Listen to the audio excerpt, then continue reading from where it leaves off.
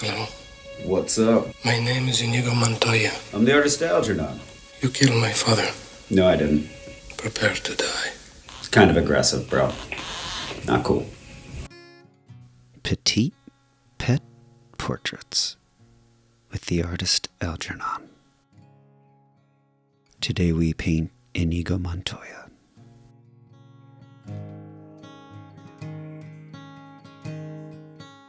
This painting came together very quickly, as you can see, even with the time lapse. There was something about the dog's face and the character within it. Kind of a smile.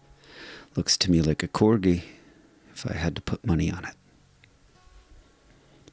He's a very happy one, but there was something ethereal about the lighting in it that just made it so much easier to lay everything in. And the colors seemed to mix themselves.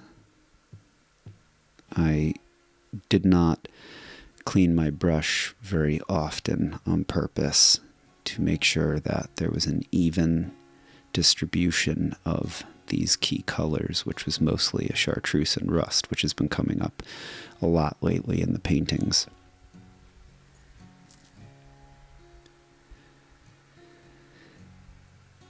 In the beanbag chair, or whatever it is, that was the most difficult part of the painting. The dog itself was just insanely easy, due to how handsome that puppy is. There's not much left for me to say, other than, look at that buddy. That's a buddy. Beautiful pup.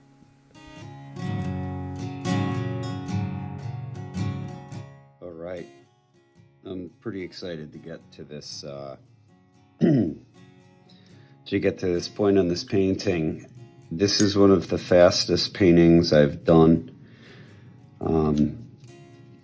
That's been at this level of, we'll just say, developed. Because a lot of these paintings, the photo reference isn't particularly good, or, whatever reason, there's something going on that makes it just difficult to kind of get a 2.5 inch by 3.5 inch surface. It's difficult to work that up into what you would consider like an actual painting, and take it from the novelty stage of like, oh, that's cute. This guy paints little paintings of these dogs, and well, yeah, sure, but is it a good painting? Is it interesting? Does it have a vibe? Well, good morning. Miss Maybelline just woke up,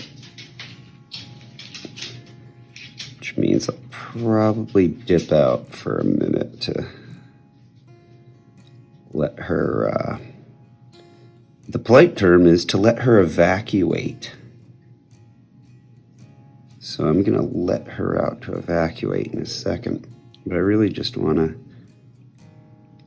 lay in these little folds of, looks like it's like a beanbag chair, or maybe the end of a bed.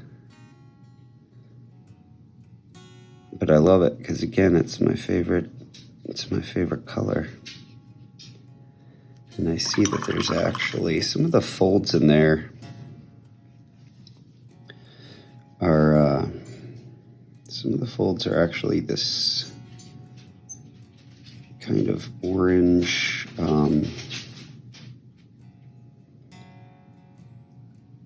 let's get green and orange, which I've never come into this color in my entire life. Decades of doing art. Never came in contact, never seen this color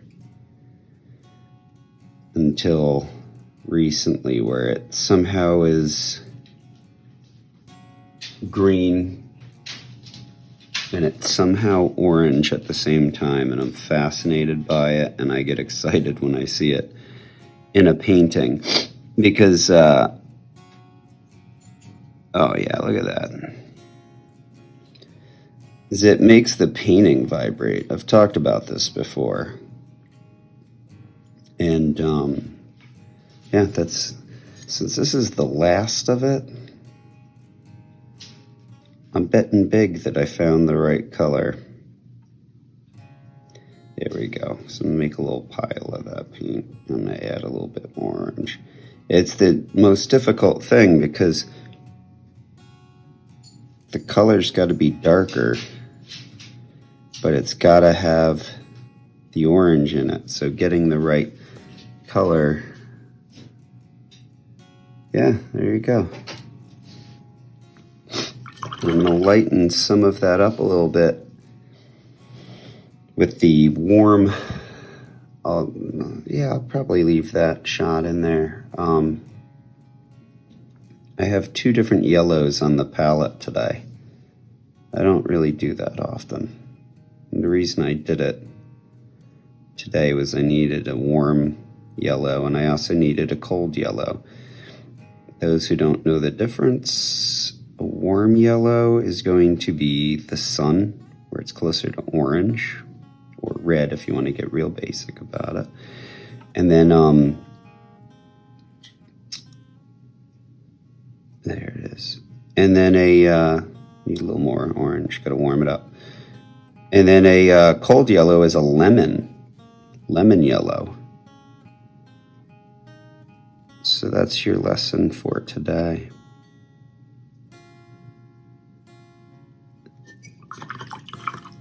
I think that's it. Actually, I'll tell you what, it's not it.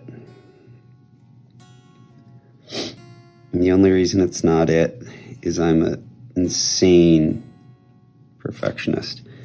And there's actually a highlight. There's a highlight right here that I was missing. And then it's mimicked here. That is a million times better. You see it down here.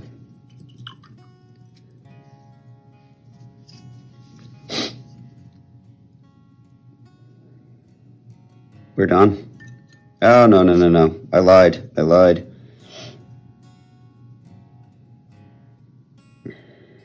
This is the part of the dog that has gotten the most attention on the internet as of late. It's the nose, because of the booping phenomenon. And I almost forgot to add that highlight. Here is a pro tip. Add some of that highlight paint just above the nose. It's not for no reason, but you can take the low light color, add it just above it, and dry brush it.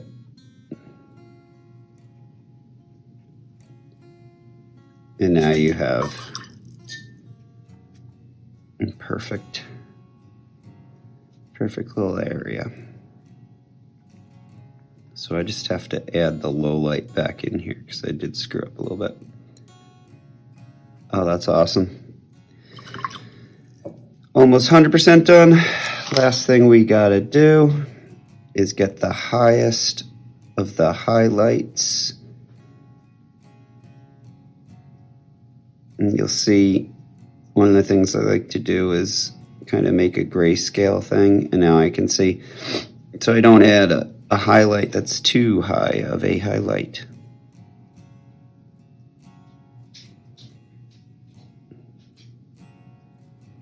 All right, my dog's gonna pee in the house if I don't let her out. I don't want to be a jerk. Awesome. Well, that painting was an absolute pleasure, top to bottom. Hey, buddy. She hasn't made an appearance in a little bit, so let's get her up here. Come on, Doodlebug. Get up. Come on. You're on camera, buddy. There we go. Oh. So,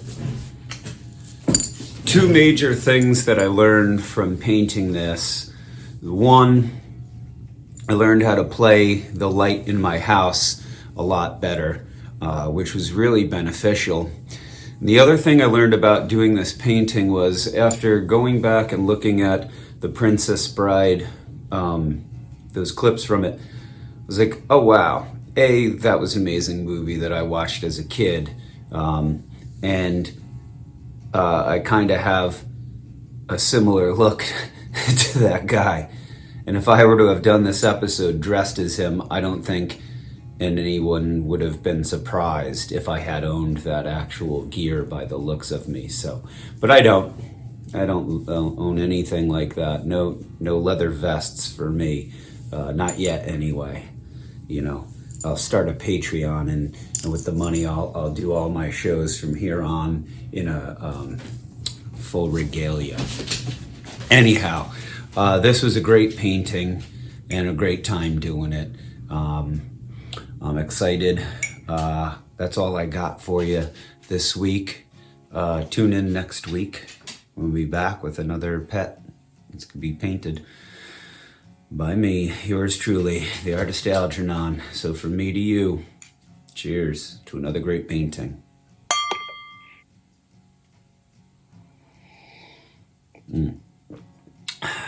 Be well, everybody.